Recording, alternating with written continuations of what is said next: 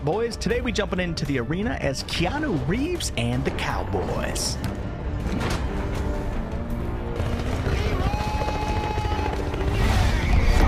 This video is in partnership with Exoborne. Okay, he's down. Good shit. Oh, good kill. Go, big fry. Good stuff, man.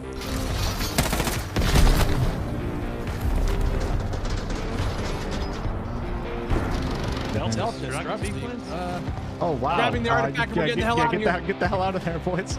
Oh my god. Go! Go! There we go. God, I took a... Oh, Moydog, no! How did you not? I don't know if I got shot. No, I did get shot.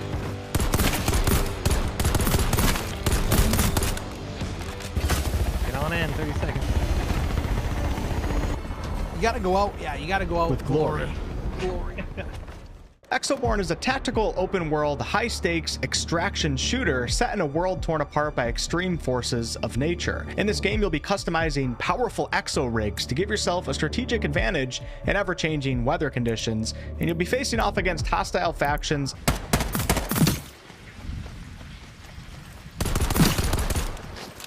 enemy players, of course,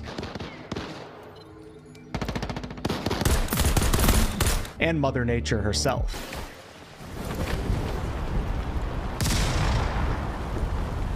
I'll leave a link down below to the Exoborne Steam page for you to wishlist and also sign up for the upcoming playtest on February 12th. You're not going to want to miss it. Look good, feel good, play good.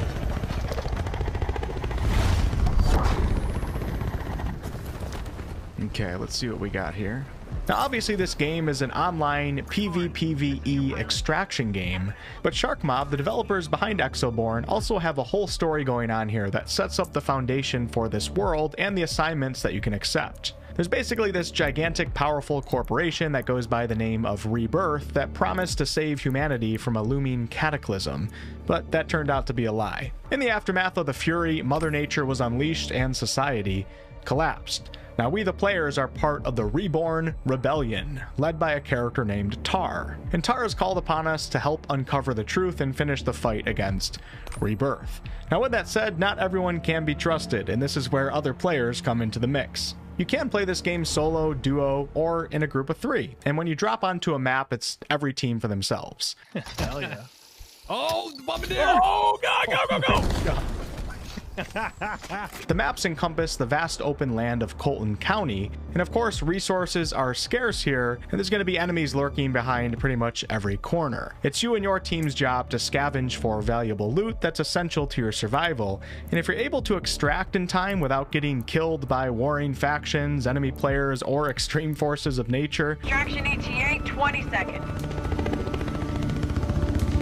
you get to take all that valuable loot back with you. You'll be scavenging for better guns, weapon mods, money, resources that can be used to craft more powerful Exo-Rigs and mods for those rigs, and there's even powerful artifacts on the map that can be found, which contain highly valuable loot, and artifact locations, of course, tend to be hotspots for PvP as everybody wants to get them. When I was playing with my group, we went to the artifact locations pretty much every time, and I'd say probably 75% of the time this resulted in some sort of PvP engagement with other players. I think there might be 2 teams here, guys.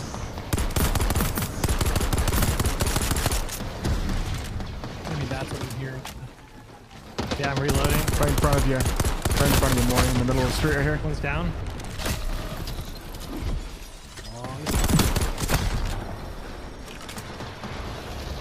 I think there's one like right on us here.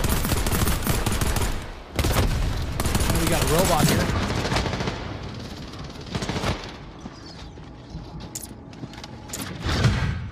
So after this cataclysmic event, Earth is basically this emergent battleground now, but the rules are set here by the game's dynamic weather condition system. And this is my personal favorite aspect of what I played here, so let's talk about it. So when you deploy onto a map, there's really no telling what type of weather is going to hit you. There's unpredictable tornadoes that you can actually use to your advantage.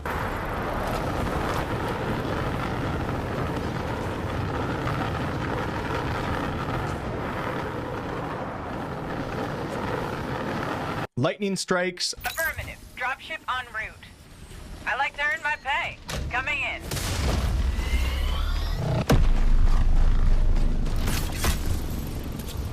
Apocalyptic storms, and plenty of other hazards that significantly impact the gameplay experience. And what this does is it allows no two sessions to really ever feel the same. Now, most games that contain PvP have some level of no session ever feeling the same to them, as players are unpredictable and come in a variety of different play styles and skill levels.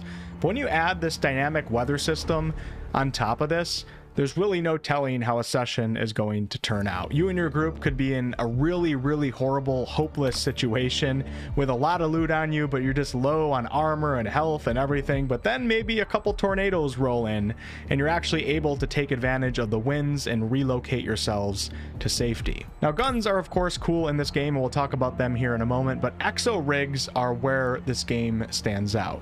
Your Exo-Rigs are your ultimate platforms of survival, and the cool thing here is that they are actually highly customizable. There's 4 different Exo-Rigs to choose from, with the first one being your base rig, which is like an exosuit that you'll always have access to even if you die in a match. So you'll never go into a match with nothing. The other 3 suits are the Kodiak, Viper, and Kestrel, each of which fills kind of a different archetype here. So the Kodiak is a bit tankier, it's better at withstanding tornado force winds, and by default it has this powerful ground slam ability. It's a really good exo rig for up close encounters. The Viper rig, which I found myself using the most, is really great for solo play.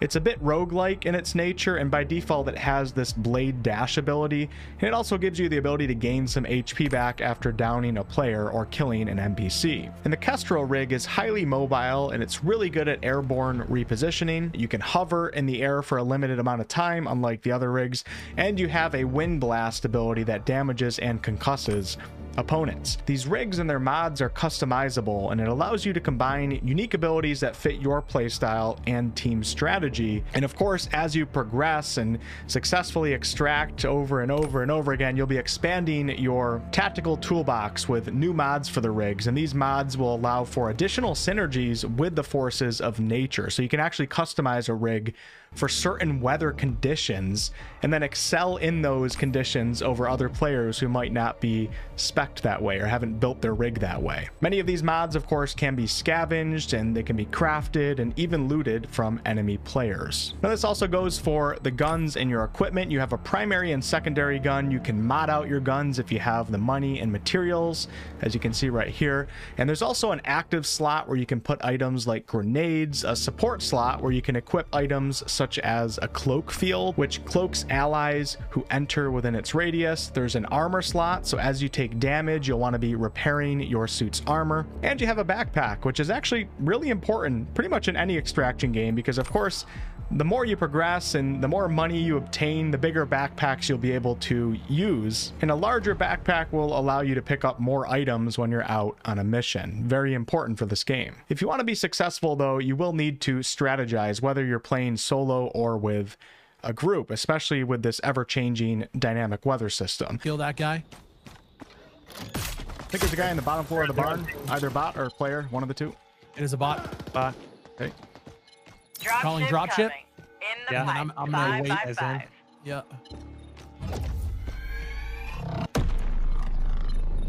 They're like right on my ping.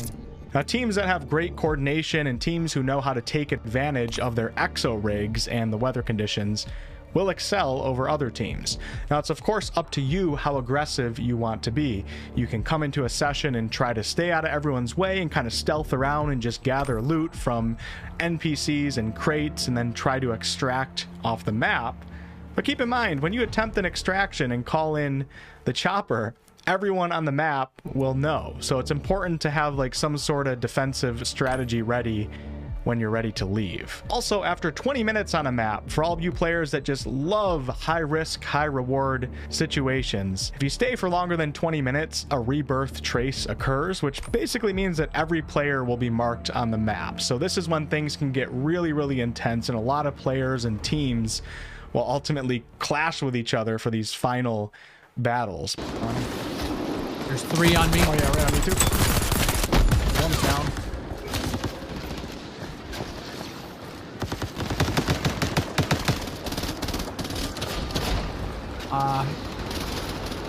but it's of course up to you if you want to stay on the map that long. Any of you guys that used to watch me when I played a lot of shooter games, I would definitely be staying till the end. This is what it's all about. High risk, high reward, high stakes. There's actually a lot more to this game, the assignments, and of course we have Fashionborn with character creation and really neat cosmetic items. You have mastery levels and more, but I think you all get the gist here.